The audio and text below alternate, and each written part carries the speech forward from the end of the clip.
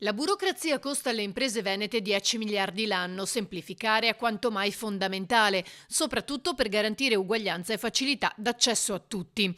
È questo l'obiettivo del primo tavolo per la sburocratizzazione istituito dalla Regione lo scorso 30 dicembre come strumento stabile di confronto e coordinamento per semplificare i procedimenti amministrativi a impatto economico. Molto potrà essere fatto cercando di eliminare tutti quanti quei portali di accesso che ci sono, quindi magari un portale unico per la regione e per la pubblica amministrazione, così anche per i comuni, e coinvolgeremo anche i comuni e le province in questo progetto.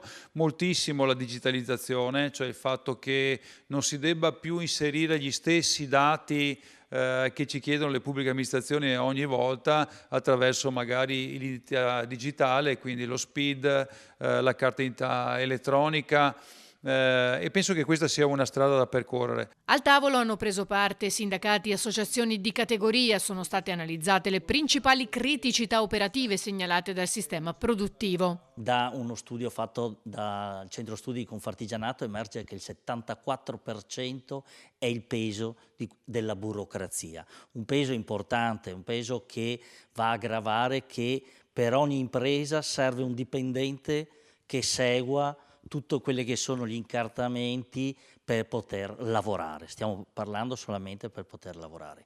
Questo grave situazione per fortuna è stata affrontata dall'assessore attuale Bitonci, speriamo che abbia una soluzione, sappiamo le difficoltà, sappiamo che le leggi sono anche troppe, sappiamo molte situazioni che dovranno essere nel migliore dei modi risolti, soprattutto per quello che riguarda la Regione Veneto. Per noi è strategico quindi coinvolgere le parti sociali, noi che crediamo fortemente in questa realizzazione di un patto sociale per lo sviluppo, la crescita, le tutele dei lavoratori e dei cittadini che vivono in Veneto. Le tempistiche non saranno brevi e al primo incontro ne seguiranno altri. Ci daremo degli step, dei tempi man mano, però io penso che questo tavolo debba essere strutturale, cioè non deve essere una cosa, va bene, oggi ci troviamo, poi ci ritroveremo tra 6 mesi, no.